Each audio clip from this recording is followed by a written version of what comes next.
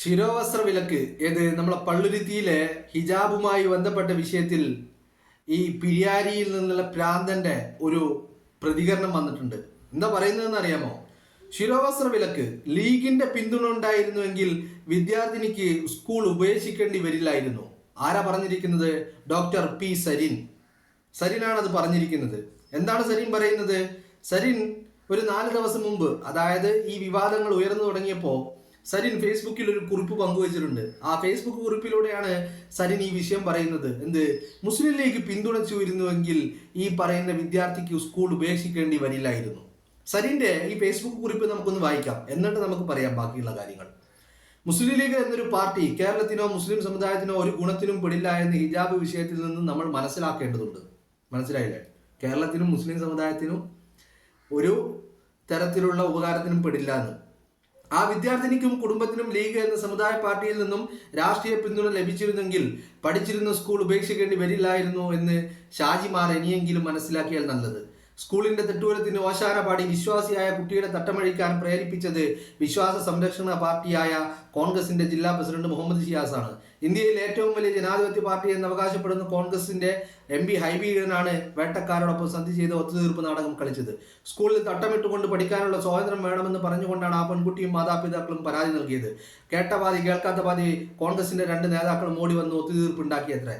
എന്താണ് ഒത്തുതീർപ്പിൽ പറഞ്ഞത്? കുട്ടിയോടും കുട്ടിയുടെ മാതാപിതാക്കളോടും പറഞ്ഞു, തട്ടമിടാതെ തന്നെ നിങ്ങൾ നാളെ സ്കൂളിൽ പഠനം തുടരാം. ഭരണഘടനാപരമായ കുട്ടിയുടെ അവകാശത്തിന് യാതൊരു വിലയും കൽപ്പിക്കാത്ത ഈ ഒത്തുതീർപ്പ് ഫോർമുല കോൺഗ്രസിന്റെയും ലീഗിന്റെയും BJP പേടിയിൽ നിന്ന് ഉരുതിരിഞ്ഞതാണ്.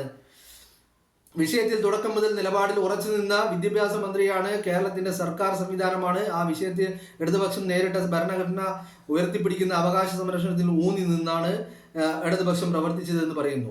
ഒരു പ്രസ്താവനയിലൂടെയെങ്കിലും വിദ്യാഭ്യാസ മന്ത്രി പറഞ്ഞതിന് ഐക്യദാർഢ്യ പ്രകടിപ്പിക്കാൻ ഒരൊറ്റ കോൺഗ്രസ്സുകാരനെയും ലീഗുകാരനെയും കണ്ടില്ല. അതും പോരാഞ്ഞ് വിദ്യാഭ്യാസ മന്ത്രി മതസ്പർദ്ധയുണ്ടാക്കുന്നു എന്ന് പറഞ്ഞ് ജനങ്ങളെ തെറ്റിദ്ധരിപ്പിക്കാൻ വേണ്ടിയാണ് കോൺഗ്രസ് നേതാക്കൾ സമൂഹ മാധ്യമങ്ങളിൽ പ്രതികരിച്ചത്. ഇനി പറയാനുള്ള സൈബർ കോൺഗ്രസ്സുകാരാണ്. നിങ്ങളുടെ നേതാക്കളുടെ കഴിഞ്ഞ ഒരാഴ്ചത്തെ FB പോസ്റ്റുകൾ എടുത്ത് നോക്കൂ. ശബരിമലയിലെ കൂട്ടുപിടിച്ച് നടത്തുന്ന പ്രചാരണ വേലകളിലും നാഷണൽ ഹൈവേക്ക് വേണ്ടി കുരിശു മാറ്റി സ്ഥാപിച്ച വിഷയം ഏതെങ്കിലും മനുഷ്യ ഇതൊക്കെ പറഞ്ഞുകൊണ്ട് ഒരു വലിയ പോസ്റ്റ് തന്നെയാണ്. ഞാൻ ഫുള്ളായിട്ട് വായിക്കുന്നില്ല. എന്താണെങ്കിലും ഈ പറഞ്ഞ സരിന്റെ ആ വാദങ്ങളിൽ ഒന്ന്, കോൺഗ്രസ് പിന്തുണച്ചിരുന്നെങ്കിൽ കുട്ടിക്ക് സ്കൂൾ ഉപേക്ഷിക്കേണ്ടി വരില്ലായിരുന്നു. പിന്നൊന്ന്, ഈ പറയുന്ന ഇങ്ങനെ കോൺഗ്രസ് ജില്ലാ സെക്രട്ടറി പ്രസിഡന്റ് ആയിട്ടുള്ള മുഹമ്മദ് ഷിയാസിനെയും ഹൈബി ഈഡനെയും ഇത്തരത്തിലൊരു സമവായത്തിന് അവരെ പ്രേരിപ്പിച്ചത് അത് BJPയെ ഭയന്നുകൊണ്ടാണ്. മീൻസ് BJPക്ക് വളമുണ്ടാകും, അല്ലെങ്കിൽ BJPക്ക് നേട്ടമുണ്ടാക്കാനുള്ള ഒരു ആയുധമായി ഇത് മാറുമെന്നുള്ള ഭയത്തിൽ നിന്നാണ് അവർ ഇത്തരത്തിലൊരു കോംപ്രമൈസിലേക്ക് കാര്യങ്ങൾ ചെന്നെത്തിക്കാൻ ശ്രമിച്ചത് എന്ന് പറയുന്നു. മൂന്നാമതായിട്ട് പറയുന്നത്, ഈ പറയുന്ന മുസ്ലിം ലീഗ് പിന്തുണ നൽകിയിരുന്നെങ്കിൽ, ഈ വിദ്യാഭ്യാസ മന്ത്രിക്ക് പിന്തുണ നൽകിയിരുന്നെങ്കിൽ ഈ പറയുന്ന കുട്ടിക്ക് സ്കൂൾ ഉപേക്ഷിക്കേണ്ടി വരില്ലായിരുന്നു എന്ന്. അപ്പൊ നമുക്ക് ആദ്യത്തിൽ നിന്ന് തന്നെ തുടങ്ങാം. ഏതാണ് ഈ പറയുന്ന കോൺഗ്രസിന്റെ കോംപ്രമൈസ്? കോൺഗ്രസ് നേതാക്കൾ നടത്തിയിട്ടുള്ള കോംപ്രമൈസ് സരിൻ തന്നെ പറയുന്നു BJPയെ ഭയന്നിട്ടാണ്, BJPക്ക് വളമാകുമെന്ന് കരുതിയിട്ടാണ്. യെസ്, അത് തന്നെയാണ് കാര്യം. കാരണം ഈ പറയുന്ന സുരേഷ് ഗോപിയെ വിജയിപ്പിക്കാൻ തൃശ്ശൂർ പൂരം കലക്കിക്കൊണ്ട് ADGP അജിത് കുമാറിനെ പറഞ്ഞയച്ചുകൊണ്ട് ഈ പറയുന്ന RSS നേതാക്കളുമായി ചർച്ച നടത്തിക്കൊണ്ട് തൃശ്ശൂരിൽ ഈ പറയുന്ന സുരേഷ് ഗോപിയെ വിജയിപ്പിക്കുവാനുള്ള എല്ലാ തത്രപ്പാടുകളും പിണറായി വിജയൻ നടത്തുമ്പോൾ ഈ പറയുന്ന അവിടെ BJPക്ക് ഇനി ഒരു സീറ്റ് ഉണ്ടാവരുത് എന്ന് കോൺഗ്രസ് ആഗ്രഹിക്കുന്നതിൽ ഒരു തെറ്റുമില്ല.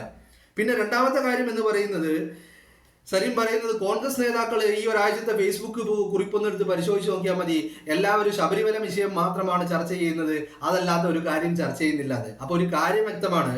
എന്തിനു വേണ്ടിയിട്ടാണ് ശിവൻകുട്ടി ഈ കാര്യത്തിൽ വലിയ പ്രസ്താവനകൾ നടത്തിയതെന്ന് ചോദിച്ചാൽ ശബരിമല വിഷയം വഴിതിരിച്ച് വിടാൻ വേണ്ടിയിട്ടാണ്. എന്ന് പറഞ്ഞാൽ ശബരിമലയിൽ ഏറ്റവും വലിയ കൊള്ളക്കാരൻ പിണറായി വിജയനാണ്. ആ പിണറായി വിജയനെതിരെ നടക്കുന്ന ചർച്ചകള്, പ്രതിഷേധങ്ങള് അതിനെ വഴിതിരിച്ച് വിടാൻ വേണ്ടിയിട്ടാണ് ഇപ്പൊ ഈ പറയുന്ന ശിവൻകുട്ടി ഈ പറയുന്ന പ്രസ്താവനകളും നിലപാടുകളും ഒക്കെ എടുത്തത്. അങ്ങനെ പറയുന്നതിന് മറ്റൊരു കാരണം കൂടിയുണ്ട്. സരിൻ അത് പറയുമ്പോൾ നമുക്കതിൽ നിന്ന് മനസ്സിലാവുന്നുണ്ട്. പിന്നെ ഒരു കാര്യം എന്ന് പറഞ്ഞാല്, ഈ 2023 കോഴിക്കോട്ടിലെ നടക്കാവില് പ്രൊവിഡൻസ് സ്കൂളിൽ ഇതുമായി ബന്ധപ്പെട്ട് ഇതുപോലെ ഹിജാബുമായി വിഷയത്തിൽ ഒരു പരാതി ഉണ്ടായിട്ട് പരാതി വിദ്യാഭ്യാസ മന്ത്രിക്ക് അധികം നൽകിയിട്ട് അവസാനം ആ കുട്ടിക്ക് ആ സ്കൂൾ വിടേണ്ട ഒരു അവസ്ഥ തന്നെയാണ് ഉണ്ടായിരുന്നത്. അല്ലാതെ അത് ഈ പറയുന്ന ശിവൻകുട്ടി നടത്തി കൊടുത്തിട്ടൊന്നുമില്ല. അല്ലെങ്കിൽ പ്രൊവിഡൻസ് സ്കൂളിലെ ആ വിദ്യാർത്ഥിനിയുടെ പരാതി ആ ശിവൻകുട്ടി ഇന്ന് വരെ കണ്ടിട്ട് പോലുമില്ല. അങ്ങനത്തെ ശിവൻകുട്ടിയാണ് ഇവിടെ പള്ളുരുത്തിയിലെത്തിയപ്പോൾ വലിയ നിലപാടുകൾ എടുക്കുന്നത്. പിന്നെ മൂന്നാമത്തെ കാര്യം എന്ന് പറയുന്നത് ഈ പറഞ്ഞ സരിന്റെ മുസ്ലിം ലീഗിനോടുള്ള ഭയങ്കര മമതയാണ്. സരിൻ പറഞ്ഞത് എന്താ, മുസ്ലിം ലീഗിന്റെ ഈ പറയുന്ന പിന്തുണയുണ്ടായിരുന്നെങ്കിൽ ആ കുട്ടിക്ക് സ്കൂളിൽ പഠിക്കാമായിരുന്നു എന്ന്. അപ്പൊ ഞാൻ ചോദിക്കട്ടെ സരിനെ, ഇവിടുത്തെ വിദ്യാഭ്യാസ മന്ത്രി ആരാ? ശിവൻകുട്ടിയാണ്. ഇവിടെ കേരളം ഭരിക്കുന്നത് ആരാ? പിണറായി വിജയനാണ്. അധികാരമുണ്ടായിട്ടും നിങ്ങൾക്ക് നടത്താൻ കഴിയാത്തത് എന്തുകൊണ്ടാണ്? ശിവൻകുട്ടിക്ക് നട്ടല്ലില്ലാത്തത് കൊണ്ടാണോ? അതോ ഈ അധികാരം എന്ന് പറയുന്നത് നിങ്ങളുടെ കയ്യിലാണല്ലോ, ഇവിടെ കാര്യങ്ങൾ തീരുമാനിക്കേണ്ടത് നിങ്ങളാണല്ലോ. ആ സ്കൂളിനോട് കട്ടായം പറയാൻ എന്തുകൊണ്ട് നിങ്ങൾക്ക് സാധിച്ചില്ല? അധികാരം ഈ പറയുന്ന ശിവൻകുട്ടിയല്ലേ വിദ്യാഭ്യാസ മന്ത്രി. അധികാരമുണ്ടായിട്ടും അധികാരമില്ലാത്ത മുസ്ലിം ലീഗിന്റെ പിന്തുണ നിങ്ങൾക്ക് എന്തിനാ?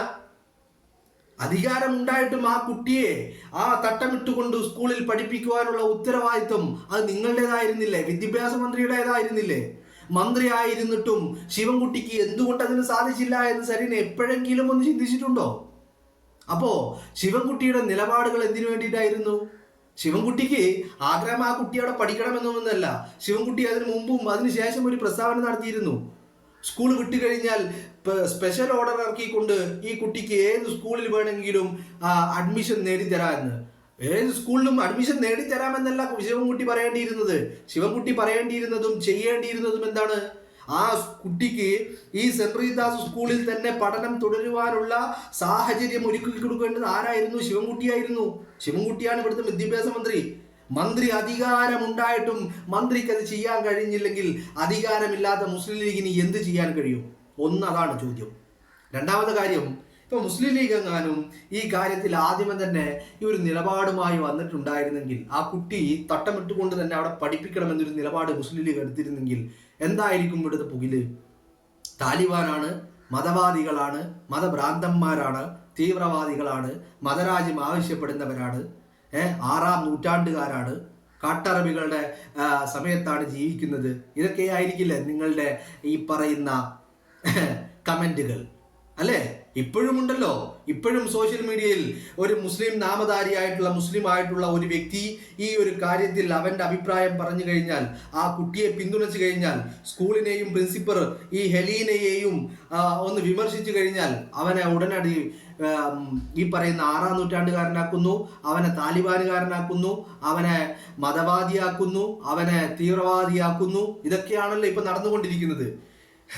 മുസ്ലിം ലീഗ് ഈ കാര്യത്തിൽ ഒരു നിലപാട് ആദ്യം തന്നെ എടുക്കാതിരുന്നത് വലിയ ഒരു കാര്യം തന്നെയായിരുന്നു. മനസ്സിലായില്ലേ?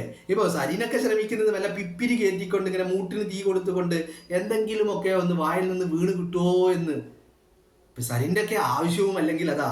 ഇവരുടെയൊക്കെ ഇപ്പൊ ഈ പറയുന്ന ശിവൻകുട്ടി അടക്കമുള്ള ആളുകൾ ഈ വിഷയം വലിയ കാര്യമാക്കി ഉയർത്തി കൊണ്ടുവന്നത് തന്നെ ഈ ശബരിമലയിലെ ഈ പറയുന്ന ആ കൊള്ള മറച്ചു പിടിക്കാൻ വേണ്ടിയാണ്. അതിൽ നിന്നുള്ള ചർച്ചകളെ വഴിതിരിച്ചു വിടാൻ വേണ്ടിയാണ്. അതിനല്ലാതെ മറ്റൊന്നിനും വേണ്ടിയല്ല. എന്നിട്ട് സരിനൊക്കെ കിടന്നിങ്ങനെ ചെലച്ചുകൊണ്ടിരിക്കുക. എടാ നായെ വേറെ വല്ല പണിക്കുമ്പോഴോ, അല്ലാതെ എന്തിവനോട് പറയേണ്ടത്? ഇനി നാളെ ഞാൻ നായയെ വിളിച്ചെന്ന് വിചാരിച്ചിട്ട് അതും പറഞ്ഞ് എൻ്റെ അടുത്തേക്ക് വരണ്ട. ഞാൻ പറയാനുള്ളത് പറയും. മനസ്സിലായില്ലേ? അത്രയേ ഉള്ളൂന്ന്. ഒരു കാര്യം നിങ്ങളൊന്ന് ആലോചിച്ച് നോക്കൂ. അധികാരമുണ്ടായിട്ട് വിദ്യാഭ്യാസ മന്ത്രി ശിവൻകുട്ടി ആയിട്ടും ശിവൻകുട്ടിക്ക് ഈ പറയുന്ന നാവിട്ടിളക്കാനേ കഴിഞ്ഞുള്ളൂ. ശിവൻകുട്ടിക്ക് ഒരു നടപടി എടുക്കാൻ കഴിഞ്ഞോ? ആ കുട്ടി അവിടെ പഠനം തുടരാനുള്ള സാഹചര്യം ഉണ്ടാക്കാൻ ശിവൻകുട്ടി കഴിഞ്ഞോ? ഇത്രയും വലിയ ഭൂലോക തോൽവിയായിട്ടുള്ള ഒരു മന്ത്രി തങ്ങളുടെ സർക്കാരിൽ ഉണ്ടായിരുന്നിട്ട് ഈ പറയുന്ന മുസ്ലിം ലീഗിനെ ഉപദേശിക്കാൻ സരിൻ ഇറങ്ങിത്തിരിക്കുന്നത്, ആ ഉപദേശം നേരെ തിരിച്ച് ശിവൻകുട്ടിക്ക് കൊണ്ടേ കൊടുക്കും സരിനെ.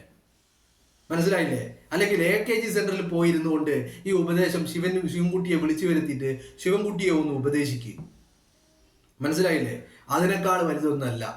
അധികാരം ഉണ്ടായിട്ടും ആ അധികാരം ഉപയോഗിക്കാൻ കഴിയാതെ ഇങ്ങനെ ഒരു മരമണ്ടനായിക്കൊണ്ട് നട്ടല്ലില്ലാത്തവനായിക്കൊണ്ട് ഒരു മന്ത്രി ഈ കസേരയിൽ ഇപ്പോഴും ഇരിക്കുന്നു. എന്നിട്ട് ഉളുപ്പില്ലാതെ വന്നിട്ട് മുസ്ലിം ലീഗിനെ വിമർശിക്കാനും മുസ്ലിം ലീഗിനെ ഉപദേശിക്കാനൊക്കെ സരിൻ ഇറങ്ങി പുറപ്പെടുക. സരിനെ നീ അതിന് മാത്രമൊന്നും വളർന്നിട്ടില്ല. സരിനെ നീ ആയിട്ടില്ല, മൂത്തിട്ടില്ല. മനസ്സിലായില്ലേ? രാഷ്ട്രീയ പക്വത ഇന്ന് വരെ ഉണ്ടായിട്ടില്ല. കുത്തിത്തിരിപ്പ് ഉണ്ടാക്കാൻ ആർക്കും കഴിയും.